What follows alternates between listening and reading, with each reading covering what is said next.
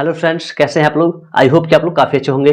तो इस वीडियो में हम रीजनिंग के कुछ ऐसे इंपॉर्टेंट क्वेश्चन लेके आए हैं जो आप सभी के एग्जाम में कई बार इस बेस पर क्वेश्चन पूछ चुका है। तो जो student group D, RPF constable, SSC इत्यादि और कोई भी कॉम्पिटेटिव एग्जाम की तैयारी करते हैं तो आपके लिए ये वीडियो काफ़ी इंपॉर्टेंट होने वाला है। तो चलिए हम लोग स्क्रीन पर दिए गए फर्स्ट क्वेश्चन को सॉल्व करते हैं। और इस क्वेश्चन में आपको बताना है 15 जून 2008 को शुक्रवार था, तो 8 जुलाई 2008 को सप्ताह का कौन सा दिन होगा।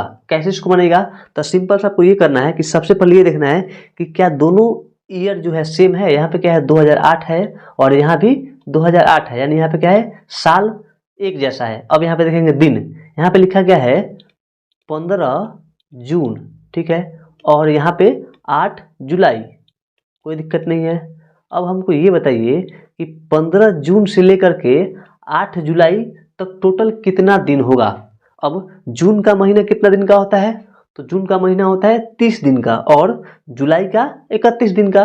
तो जून में बचेगा हमें मेरे पास, यहाँ पे जब 15 से स्टार्ट है तो जून महीना में और मेरे पास 15 दिन बचा, तो 15 दिन प्लस अब यहाँ पे जुलाई महीना में सिर्फ 8 दिन, तो 15 और 8 कितना होता है 23, ठीक है। यानी 15 जून से लेकर के 8 तक टोटल दिन कितना हो जाएगा, टोटल दिन होंगे 23, ठीक है। अब हमको ये बताना है कि 23 दिन के बाद कौन सा सप्ताह कौन सा दिन होगा, ठीक है। अब यहाँ पे 15 जून को कौन सा दिन था, शुक्रवार था, ठीक है, 15 जून को था शुक्रवार। अब यहाँ पे चूंकि एक सप्ताह का स्लॉट कितना होता है 7-7 दिन का होता है, ठीक है। अब यहाँ पे टोटल दिन अब यहाँ पे 7 दिन और 7 दिन, तो टोटल कितना हो जाएंगे 7 + 7 यानी 21 दिन, ठीक है। मेरे पास 21 दिन क्या हुआ, स्लॉट सेम रिपीट कर रहा है, बचा मेरे पास शेष कितना 2 दिन। अब जब 15 जून को था शुक्रवार, तो 2 दिन और शेष, मेरे पास शेष कितना बचा है 2 दिन और, तो शुक्रवार में 2 दिन और ऐड करेंगे तो शुक्रवार, शनिवार और रविवार, यानी 8 जुलाई को कौन सा दिन होगा, तो रविवार होगा। ऑप्शन नंबर बी इस क्वेश्चन का करेक्ट आंसर होगा, कोई दिक्कत नहीं है। सिंपल सा आपको करना है कि जो भी दिन बचा हुआ है 15 जून से लेकर के 8 जुलाई तक, इसके बीच में यानी यहाँ तक टोटल कितना दिन हुआ 23 दिन, ठीक है। जब 23 दिन हुआ, अब क्या करेंगे, इसमें 7 से डिवाइड करेंगे। 7 से डिवाइड क्यों करेंगे, क्योंकि हमको एक सप्ताह में 7 दिन होता है। जब 7 से इसको डिवाइड कीजिएगा तो कितना होगा 17 के 21, ठीक है, कितना होगा 21 होगा। अब शेष कितना बचा मेरे पास 2 दिन बच गया शेष, ठीक है। जब शेष 2 दिन बचा तो 15 जून को शुक्रवार था, तो 2 दिन और बाद क्या होगा, शुक्रवार के बाद शनिवार और रविवार क्या होगा इस क्वेश्चन का करेक्ट आंसर होगा। आगे बढ़ते हैं नेक्स्ट क्वेश्चन में। इसमें आपको बताना है सही विकल्प का चयन करें, ठीक है। यहाँ पे 4 ऑप्शन दिया गया है, 4 ऑप्शन में से यहाँ पे हम लोग कौन सा नंबर यानी कौन सा ऑप्शन फिल करेंगे, कैसे इसको बनेगा। अब देखिए कि इन दोनों फिगर में आपको क्या रिलेशन लग रहा है, ठीक है। अब अगर इस फिगर को देखते हैं तो फिगर को देखने से ये लग रहा है कि दोनों का जो फेस है क्या है, एक तरफ है, जो दोनों का फेस क्या है आमने सामने है, फेस क्या है आमने सामने है। और यहाँ पे क्या लिखा गया है, अब इस फिगर के ठीक आमने सामने हम लोग मिलता जुलता कोई फिगर लेंगे जो कि ठीक इसके आमने सामने हो, इसका क्या फेस ऐसा हो। तो अब देखिए जब फेस इसका सामने है तो यहाँ का फिगर कैसा बन सकता है, यहाँ का फिगर बन सकता है मेरा इस तरीका से। तो इस तरीका से कौन सा फिगर है, ऑप्शन नंबर ए इस क्वेश्चन का करेक्ट आंसर होगा, ठीक है, कोई दिक्कत नहीं है। आगे बढ़ते हैं नेक्स्ट क्वेश्चन में। इसमें आपको बताना है निम्नलिखित शब्दों को सार्थक क्रम में व्यवस्थित करें, ठीक है। 5 शब्द दिया गया है, बिल, उपचार, डॉक्टर, निदान और रोगी। अब इस 5 शब्द को हमको क्रम में सजाना है, ठीक है। अगर हम जैसे मानते हैं कि डॉक्टर या बिल, तो पहले कौन सा शब्द आएगा, तो यहाँ पे क्या लिखा गया है निदान, रोगी, डॉक्टर। तो इस शब्द को पढ़ने के बाद हमको ये लग रहा है कि सबसे पहले क्या आना चाहिए, रोगी आना चाहिए। सबसे पहले क्या होगा, कोई रोगी होगा बंदा, ठीक है। अब उस रोगी को क्या करेगा, वो डॉक्टर के पास जाएगा। रोगी कहाँ जाएगा, डॉक्टर के पास। 5 के बाद 3। अब डॉक्टर क्या करेगा, उस जो बीमारी है, उस चीज है, उसको देखेगा कि कैसा बीमारी है, यानी उसका निदान करेगा। क्या करेगा, निदान करेगा। तो 3 के बाद हम लोग को मेरा आएगा 4। उसके बाद अब उस बीमारी का क्या करेगा, उपचार करेगा, यानी ठीक करेगा, ठीक है, उस बीमारी को ठीक करेगा। तो फिर आएगा 2 नंबर। फिर जब बीमारी जब ठीक हो जाएगा तो क्या करेगा, अब डॉक्टर एक पेमेंट का स्लिप देगा, यानी बिल देगा। तो यहाँ पे क्या होगा, लास्ट में 1 होगा। तो 5 3 4 2 1 कौन सा ऑप्शन है, तो ऑप्शन नंबर ए इस क्वेश्चन का करेक्ट आंसर होगा। कोई दिक्कत नहीं है। आगे बढ़ते हैं नेक्स्ट क्वेश्चन में। इसमें आपको बताना है निम्नलिखित श्रृंखला को पूरा कीजिए। ठीक है, एक सीक्वेंस दिया गया है, इस सीक्वेंस को आपको कंप्लीट करना है कि यहाँ पे हम लोग कौन सा वर्ड फिल कर सकते हैं। आपके सामने ये 4 ऑप्शन दिया गया है। ठीक है, चलिए इसको करते हैं। जैसे यहाँ पे लिखा गया है, ETKNQHWB, तो यहाँ पे हम लोग कौन सा वर्ड फिल करेंगे। अब देखिए वर्ड का पहला अक्षर क्या है, यहाँ पे लिखा गया है ई के बाद टी। अब ई से टी कैसे आएगा, तो ई में हम लोग अगर 6 वर्ड आगे बढ़ेंगे, 6 वर्ड अल्फाबेट आगे बढ़ेंगे तो क्या आएगा, के आएगा। ठीक है, तो यहाँ पे 6 ऐड करेंगे। फिर के में फिर कितना ऐड कीजिएगा तो क्यू आएगा, तो यहाँ भी हम लोग 6 ही ऐड करेंगे। ठीक है, कोई दिक्कत नहीं है। फिर क्यू में भी यहाँ भी 6 वर्ड ऐड करेंगे तो आएगा डब्लू। अब डब्लू में 6 वर्ड ऐड करेंगे तो क्या आएगा, तो मेरा आएगा सी। क्या आएगा, सी आएगा। ठीक है, अब आते हैं नीचे। अब ये था यहाँ पे दाएं तरफ हम लोग गए। अब आते हैं बचा TNHB। अब हम लोग यहाँ पे ये देखिए कि यहाँ पे क्या लिखा है, बी। अब बी से एच के पास अगर जाएंगे तो हमको कितना अल्फाबेट आगे बढ़ना पड़ेगा, तो यहाँ पे हमको बढ़ना पड़ेगा 6। ठीक है, फिर एच से एन के पास जाएंगे तो मेरा भी यहाँ भी 6 अल्फाबेट आगे बढ़ना पड़ेगा। फिर एन से टी के पास जाएंगे तो यहाँ भी 6 अल्फाबेट आगे बढ़ना पड़ेगा। अब यहाँ पे हम लोग कौन सा वर्ड फिल करेंगे, कौन सा अल्फाबेट फिल करेंगे जिसमें 6 अल्फाबेट आगे बढ़ेंगे तो मेरा मिलेगा बी। ठीक है, तो यहाँ पे हो सकता है आपका भी। ठीक है, भी के बाद 6 अल्फाबेट आगे बढ़ेंगे तो मेरा मिलेगा बी मिलेगा। तो यहाँ क्या होगा, सी और भी कौन सा है, ऑप्शन नंबर डी इस क्वेश्चन का करेक्ट आंसर होगा। आगे बढ़ते हैं नेक्स्ट प्रश्न में।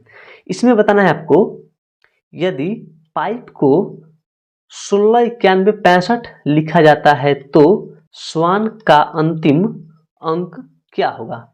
ठीक है, यहाँ पे पी का रिलेशन कैसे आपको लगेगा, अल्फाबेट में पी का स्थान कितना है, 16वां स्थान है।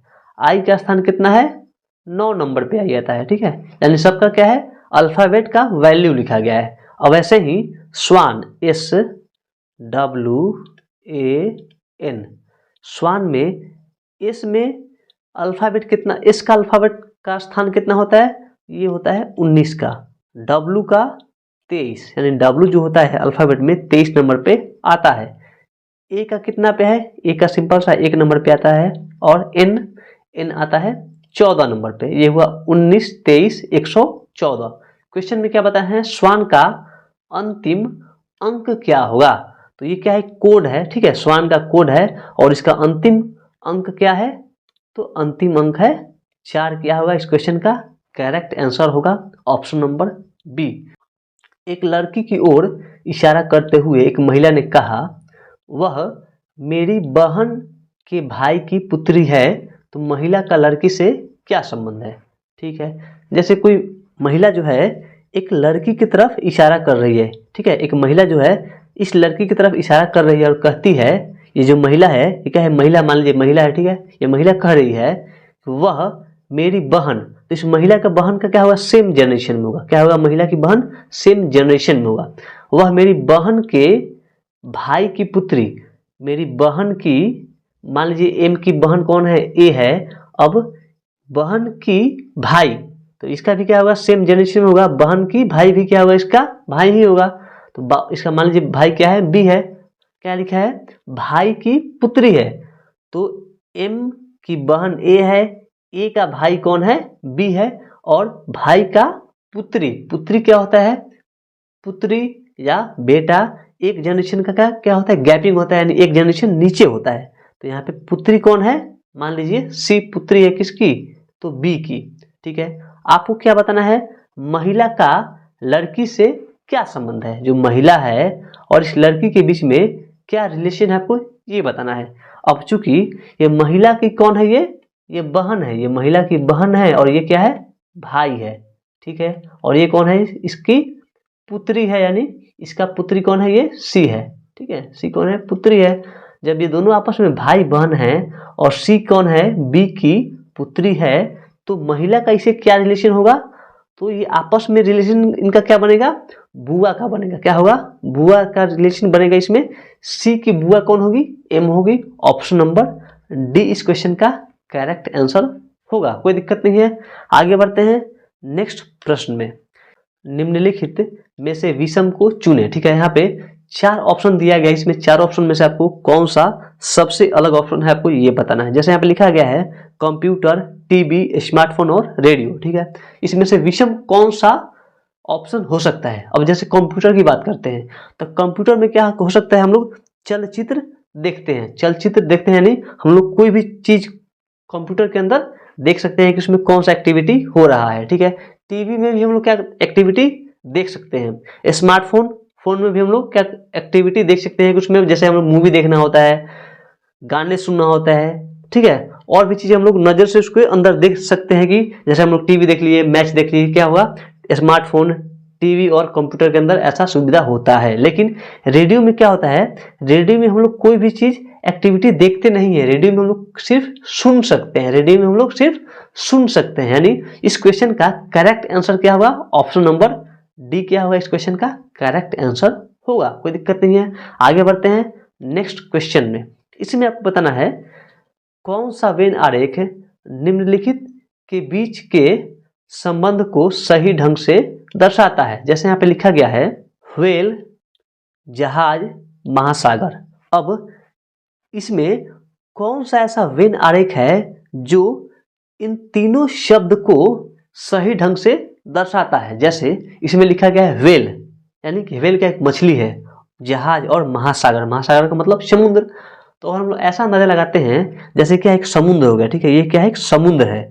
अब समुद्र के अंदर ही तो जहाज होती है ना, समुद्र के अंदर क्या होता है, जहाज होता है, ठीक है। समुद्र के अंदर जहाज होता है, ठीक है। अब इसी समुद्र में तो व्हेल मछली होती है, ठीक है। ये बड़ा वाला क्या है, समुद्र है। अब इस समुद्र के अंदर जहाज भी चलता है और समुद्र के अंदर मछली भी होती है। तो ऐसा वेन आरेख कौन सा है, तो ऑप्शन नंबर ए इस क्वेश्चन का करेक्ट आंसर होगा, कोई दिक्कत नहीं है। आगे बढ़ते हैं नेक्स्ट प्रश्न में। एक व्यक्ति पूर्व की ओर चलते हुए घड़ी की दिशा में 270 डिग्री मुड़ता है और चलना आरंभ करता है। अब वह किस दिशा में चल रहा है, ठीक है। एक पर्सन है, एक व्यक्ति है जो पूरब दिशा की ओर चल रहा है, ठीक है। जैसे पूरब कहाँ होता है, ग्राफ में, ये मान लीजिए ग्राफ है, तो यहाँ होता है पूर्व, ये होता है पश्चिम, ये होता है उत्तर और ये होता है दक्षिण, ठीक है, कोई दिक्कत नहीं है।